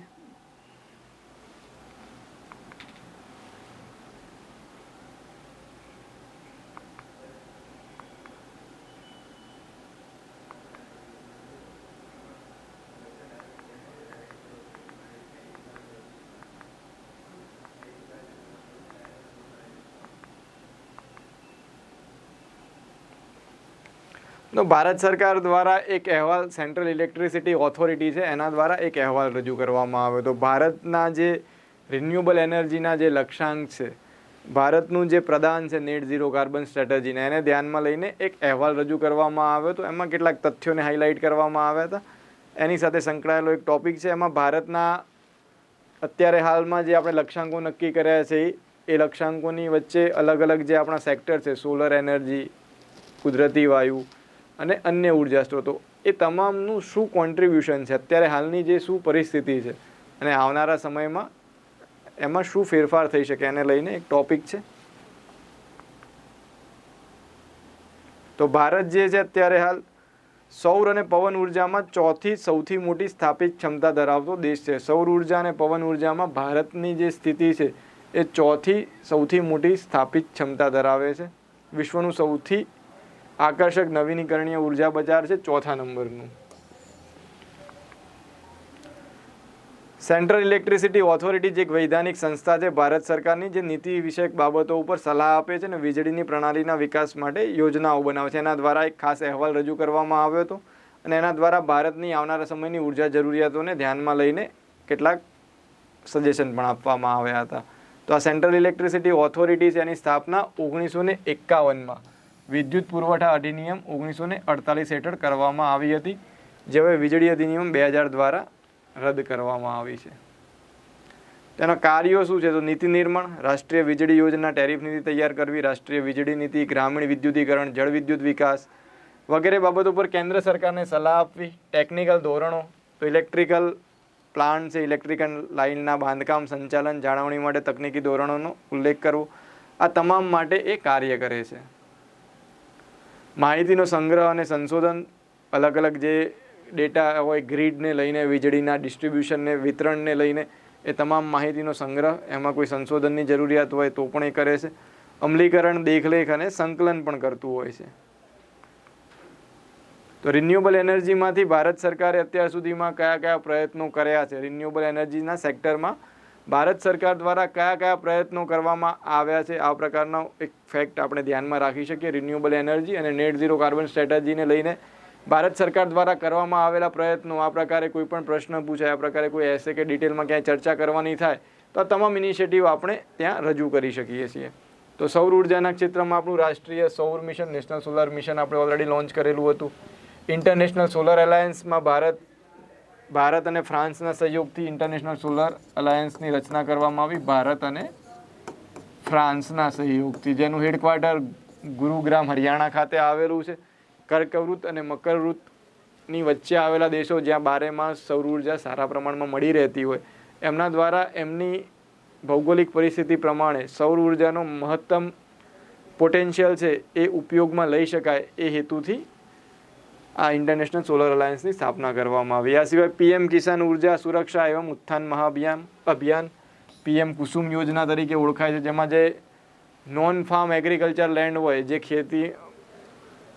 ખેતીમાં ઉપયોગમાં ના લેવાતી હોય એવા જે ખેતરો હોય, એવી જે જમીન હોય, ત્યાં સોલર ફાર્મ સ્થાપિત કરવામાં આવે અને સૌર ઉર્જાનું ઉત્પાદન કરવામાં આવે, જેનાથી રોજગારીનું પણ સર્જન થાય અને સૌર ઉર્જા પણ ઉત્પાદિત થાય. આ સિવાય ગુજરાત સરકારના ઇનિશિયેટિવ પણ આપણે સૌર ઉર્જા અંતર્ગત જે પણ ગુજરાત સરકારના ઇનિશિયેટિવ છે, હર ઘર સૌર ઉર્જા માટે અલગ અલગ પેનલ લગાવવા માટે ખાસ સહાય આપવામાં આવતી હોય છે, એના વિશે પણ આપણે ઉલ્લેખ કરી શકીએ છીએ. આ સિવાય પવન ઉર્જાની વાત કરીએ તો રાષ્ટ્રીય પવન સૌર સંકર નીતિ, પવન અને સોલર બંનેને હાઇબ્રિડ મોડ ઉપર લાગુ કરવાની નીતિ છે. National offshore wind energy policy, onshore અને ઓફશોર બંને પ્રકારની વિન્ડ એનર્જી ઉપર ભારત સરકાર ફોકસ કરે છે. હાઇડ્રો પાવર, તો રિન્યુએબલ એનર્જીમાં હાઇડ્રો પાવર પણ એક અગત્યનો પાવર. ઇન્ટરસ્ટેટ ટ્રાન્સમિશન ચાર્જમાં માફી, રિન્યુએબલ ખરીદીની જવાબદારી, ગ્રીન એનર્જી સર્ટિફિકેટ જેવા રિન્યુએબલ એનર્જીના લાભો, આ વગેરે બાબતો પર ફોકસ કરવામાં આવતું હોય છે. આ સિવાય એક અગત્યનો નવો ઉભરી આવેલો ઉર્જાનો સ્ત્રોત છે જે પ્રદૂષણ મુક્ત હોવાનું માનવામાં આવે છે, જે છે હાઇડ્રોજન. કેમ કે હાઇડ્રોજનનું ઓક્સિજનની હાજરીમાં દહન થાય છે જનરલી, ત્યારે H2O એટલે કે પાણીની બાષ્પ ઉત્પન્ન થતી હોય છે. તો આ જે બાષ્પ જે ઉત્પન્ન થાય છે એ અન્ય જે પ્રદૂષણ કરતા વાયુઓ છે એની પ્રમાણમાં નુકસાન ઓછું કરે છે, ગ્રીનહાઉસ ગેસનું ઉત્સર્જન ઓછું થાય છે અહીંયા. તો national hydrogen energy mission, national green hydrogen mission, આ અગત્યના મિશનો. તો રિન્યુએબલ એનર્જીને લઈને ભારત સરકારના મહત્ત્વપૂર્ણ ઇનિશિયેટિવની આપણે વાત કરી. હવે આટલા ઇનિશિયેટિવ હોવા છતાં પણ, આંતરરાષ્ટ્રીય કક્ષાએ પણ અલગ અલગ પ્રયત્નો થતા હોવા છતાં પણ રિન્યુએબલ એનર્જીને અપનાવવા સામેના પડકારો કયા છે?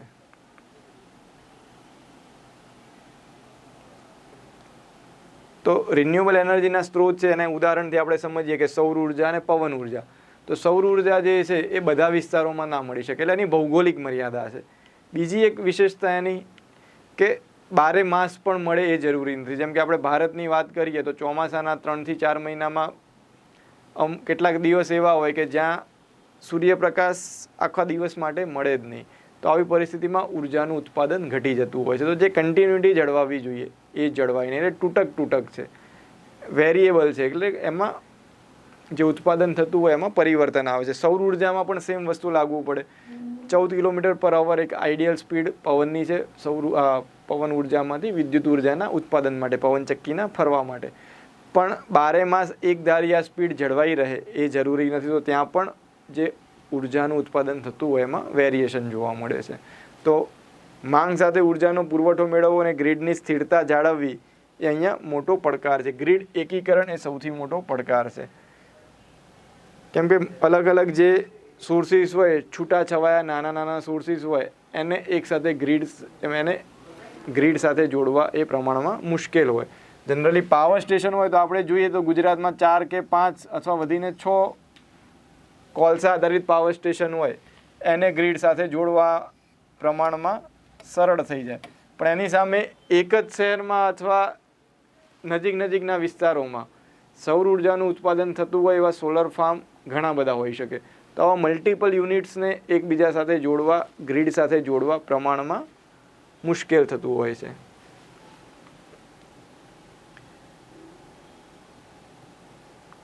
આજે બેલેન્સ જાળવવું એ પણ અગત્યનો પ્રશ્ન. જમીન અને સંસાધનની ઉપલબ્ધતા, આગળ વાત કરી એમ કે પવન ઉર્જા, સૌર ઉર્જા બંનેના ઉત્પાદન માટે પ્રમાણમાં મોટા ફાર્મની જરૂર પડે, મોટી વિશાળ જગ્યાની જરૂર પડે. તો આ પ્રકારના જે જમીનના ઇસ્યુઝ છે એ પણ અહીંયા ક્યાંક હર્ડલ એટલે કે સમસ્યાનું કારણ બની શકે છે. જમીન અને સંસાધનની ઉપલબ્ધતા.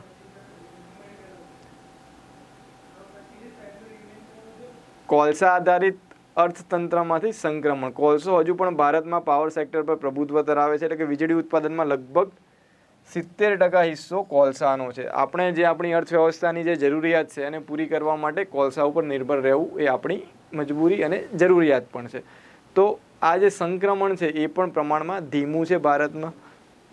અને આપણે ધીમે ધીમે રિન્યુએબલ એનર્જીનો જે ફાળો છે કુલ ઉર્જાના ઉત્પાદનમાં એ વધારી રહ્યા છે. પણ એબ્સોલ્યુટ ટર્મમાં જો જોઈએ તો જે કોલસાનો જે ઉપયોગ થઈ રહ્યો છે, સપોઝ કે ઉદાહરણ તરીકે સમજીએ તો પહેલાં 150 મેટ્રિક ટન કોલસો વપરાતો હતો, તેની જગ્યાએ આવનારા સમયમાં 170 મેટ્રિક ટન કે એનાથી વધારે કોલસો વપરાવવાનો છે. કેમ કે આપણે એની કોલસાની એબ્સોલ્યુટ ટર્મમાં જરૂરિયાત વધી છે. ભલે રિન્યુએબલ એનર્જીના સોર્સમાંથી ઉર્જાનું ઉત્પાદન વધ્યું હોય, એટલે ઓવરઓલ જે કોન્ટ્રીબ્યુશન જોઈએ તો એમાં કોલસાનું જે પ્રમાણ છે ટકાવારીની રીતે એ ઘટ્યું છે, પણ એનો ઉપયોગ તો વધ્યો જ છે. એટલે અલ્ટિમેટલી ગ્રીનહાઉસ ગેસનું ઉત્સર્જન તો ત્યાં થવાનું જ છે. તો લગભગ 1.2 મિલિયન પ્રત્યક્ષ નોકરી અને 20 મિલિયન પરોક્ષ અને આશ્રિત નોકરીઓ પણ અહીંયા કોલસાના દ્વારા જે વીજળીનું ઉત્પાદન થાય છે એની સાથે જોડાયેલી છે. આપણા જે કોલ બેઝડ વિદ્યુત મથકો છે મોટા મોટા, દરેક રાજ્યમાં કોલસા આધારિત વિદ્યુત મથકો આવેલા છે.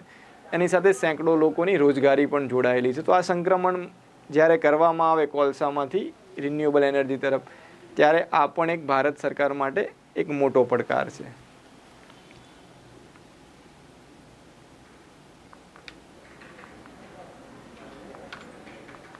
તો આ બધા જે હતા એ મેજર ચેલેન્જીસ હતા ભારત સરકારના રિન્યુએબલ એનર્જી. બે વસ્તુ આપણે જોઈએ, રિન્યુએબલ એનર્જીમાં ભારતની હાલની સ્થિતિ, ભારત સરકારના ઇનિશિયેટિવ, અને પુનઃપ્રાપ્ય ઉર્જા સ્ત્રોતોના ઉપયોગ માટેના સંક્રમણમાં ભારત સરકારના જે ચેલેન્જીસ હોય, ભારત સરકાર સામેના જે પડકારો હોય, એના વિશે પણ જોયું. આ પડકારો ભારત માટે જ નહીં પણ તમામ દેશોને સમાન રીતે લાગુ પડે. એટલે આ પ્રકારનો જનરલ પ્રશ્ન પણ પૂછાય કે પુનઃપ્રાપ્ય ઉર્જા સ્ત્રોતો તરફ સંક્રમણમાં રહેલા પડકારો વિશે ચર્ચા કરો. તો જે આપણે આગળ ચર્ચા કર્યા તમામ પડકારો ઉદાહરણ દ્વારા આપણે સમજાવી શકીએ છીએ. પ્રાજેસ્ટો ફાઉન્ડેશન દ્વારા યુપીએસસી, જીપીએસસી અને ક્લાસ 3 સહિતની તમામ એક્ઝામમાં, અલગ અલગ કેડરમાં, અલગ અલગ એક્ઝામમાં કેટલા ઉમેદવારો પાસ થઈ ચૂક્યા છે આંકડા તમે આ સ્ક્રીન પર જોઈ શકો છો. પ્રાજેશ્વરની સફળતાનો પુરાવો આ આંકડા રજૂ કરે છે.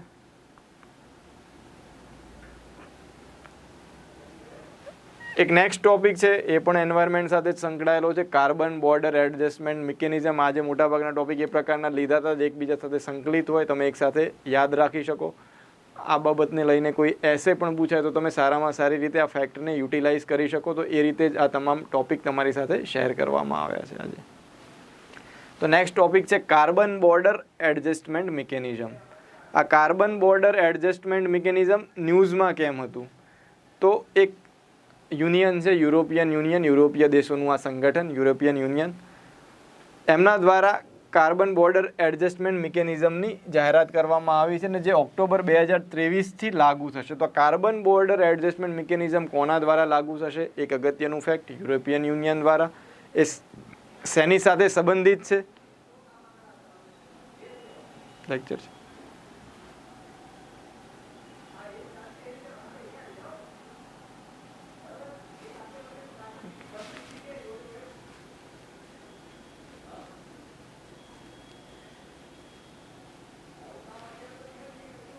તો યુરોપિયન યુનિયન દ્વારા જે આ કાર્બન બોર્ડર એડજસ્ટમેન્ટ મિકેનિઝમ છે એ ઓક્ટોબર 2023થી એના ટ્રાન્ઝિશનલ તબક્કામાં રજૂ કરવામાં આવશે, જે પ્રક્રિયાઓમાંથી બનાવેલા ઉત્પાદનોની આયાત પર કાર્બન ટેક્સ વસૂલ કરશે. જે પર્યાવરણ રીતે ટકાઉ ના હોય એવી જે પણ પ્રોસેસ દ્વારા કોઈ પણ ઉત્પાદન થતું હોય એના ઉપર એક કાર્બન ટેક્સ લગાવવામાં આવશે.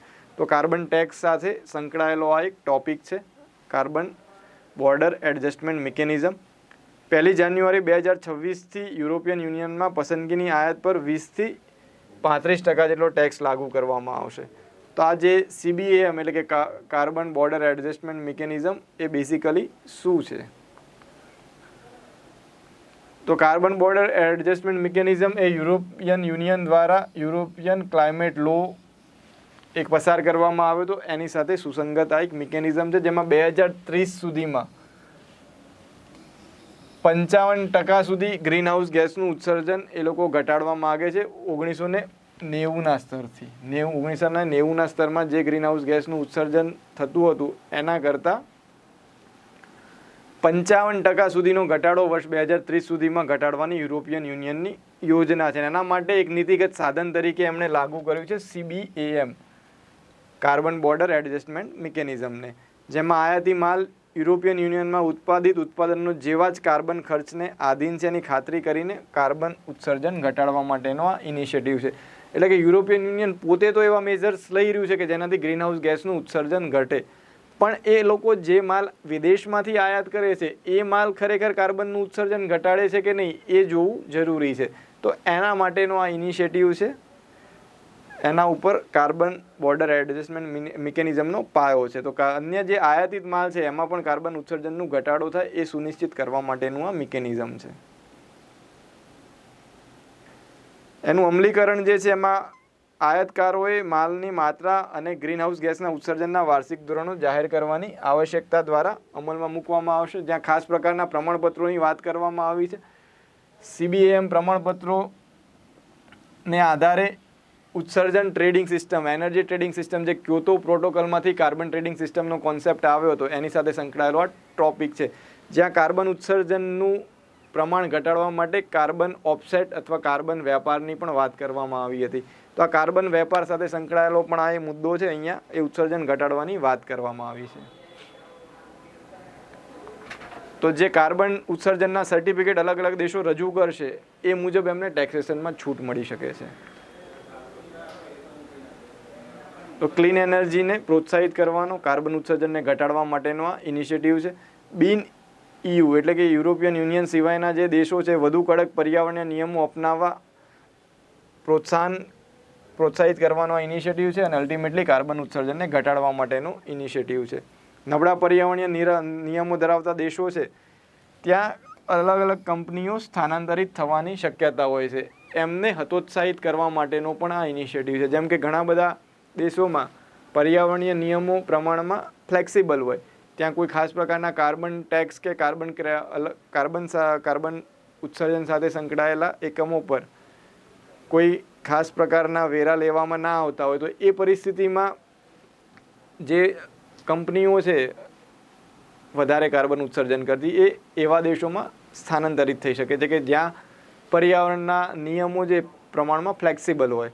તો આવી જગ્યાએ એ કંપનીઓ ટ્રાન્સફર ના થાય અને કાર્બન લીકેજને અટકાવી શકાય એટલા માટે પણ આ ઇનિશિયેટિવ એમને ઉપયોગી થઈ શકે છે. ભલે એમને ત્યાં કાર્બન ટેક્સ પે ના કર્યો હોય પણ યુરોપિયન યુનિયનમાં જઈને તો કરવો જ પડશે.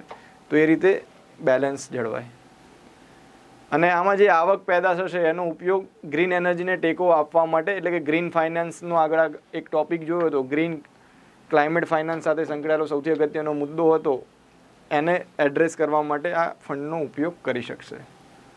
ભારતને આની અસર કેવી રીતે થાય? તો ભારત એ યુરોપિયન યુનિયન સાથે વ્યાપારિક રીતે જોડાયેલું છે. ભારતની ઘણી બધી પ્રોડક્ટનું આયાત થાય છે. ખાસ કરીને આયર્ન, સ્ટીલ અને એલ્યુમિનિયમના જે ઉત્પાદનો છે એમાં મેક્સિમમ કોલસાનો ઉપયોગ થાય છે અને ગ્રીન હાઉસ ગેસનું ઉત્સર્જન થાય છે. તો આ તમામ વસ્તુની જે આયાત છે ભારત માટે મોંઘી થઈ શકે. ભારતની જે પ્રોડક્ટ છે એની કોમ્પિટિટિવનેસ એ યુરોપિયન યુનિયનમાં ઓછી થઈ શકે છે. ભારત માટે મોટી ચેલેન્જ છે.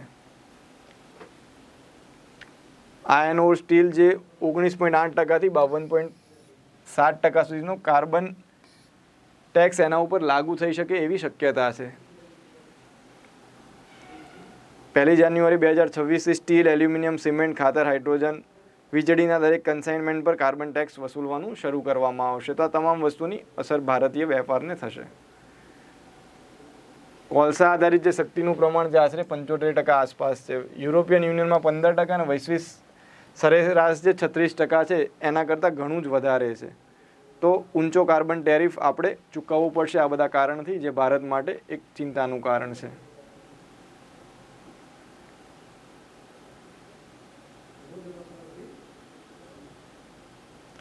અહીંયા જે દેશોએ કાર્બન ટ્રેડિંગ મિકેનિઝમ ડેવલપ કર્યું હશે એમને ઓછો ટેક્સ ચૂકવવો પડશે. કેમ કે કાર્બન પ્રાઇઝિંગ સિસ્ટમ ધરાવતા જે દેશો હોય એમના ઉપર ઓછો ટેક્સ લાગે, કેમ કે એમને મુક્તિ પણ મળી શકે છે જો કાર્બન એમિશન ટ્રેડિંગ કરતા હોય. ટ્રેડિંગનો કોન્સેપ્ટ આપણે સમજેલા છે. સપોઝ કંપની એ અને કંપની બી બંનેને 100 મેટ્રિક ટન કાર્બન ઉત્સર્જન કરવા માટેની પરમિશન મળી હોય અને એ જે છે એ 50 મેટ્રિક ટનનું ઉત્પાદન કરે છે અને બી જે છે 150 મેટ્રિક ટનનું ઉત્પાદન કરે છે. તો આ કંપની એમની પાસે વધેલી 50 મેટ્રિક ટન ઉત્સર્જનની જે ક્રેડિટ હતી એ કંપની બીને વેચી શકે છે. તો એક રીતે બેલેન્સ જળવાઈ શકે અને એમની પાસે એમિશન ટ્રેડિંગના સર્ટિફિકેટ હોય. તો આ રીતે એમિશન ટ્રેડિંગના સર્ટિફિકેટ હોય તો એમના ઉપર ટેક્સ ઓછો લાગે, કેમ કે એમને ઓલરેડી કાર્બન ટ્રેડિંગ માટે પે કર્યું છે જે તે કંપનીને, એટલા માટે. તો આ પ્રકારનું મિકેનિઝમ ફાયદાકારક થઈ શકે છે. તો એના માટે ખાસ કરીને ડિકાર્બનાઇઝેશનના સિદ્ધાંતને અપનાવવાની જરૂર છે જેથી કાર્બન ડાયોક્સાઇડનું ઉત્સર્જન ઘટાડી શકાય. અને આ કર ઘટાડવા માટે EU સાથે ભારતે વાર્તાલાપ કરી શકે છે. કોલસા પર આપણે ઓલરેડી કાર્બન સેસ લગાવી રહ્યા છીએ, તો એના આધારે પણ આપણે આ ઉત્પાદનમાં ઘટાડો કરી શકીએ છીએ, આ ટેક્સમાં ઘટાડો કરી શકીએ છીએ. ક્લીન એનર્જી ટેકનોલોજીના ફાઇનાન્સને પણ આપણે પ્રોત્સાહન આપી શકીએ છીએ. તો આ રીતે અલગ અલગ ઇનિશિયેટિવના માધ્યમથી આપણે EU સાથે ચર્ચા કરીને કાર્બન ઉત્સર્જન ઘટાડવાના પ્રયત્નોને પ્રોત્સાહન આપી શકીએ છીએ. પ્રાજસ્વ ફાઉન્ડેશન દ્વારા GPSCની ક્લાસ 3ની તમામ નિષ્ણાત ફેકલ્ટી પાસેથી આપ કોઈ પણ સબ્જેક્ટનું જ્ઞાન મેળવી શકો છો. અલગ અલગ બેચીસ ચાલુ થઈ ગઈ છે જેમાં આપ જોડાઈ શકો છો.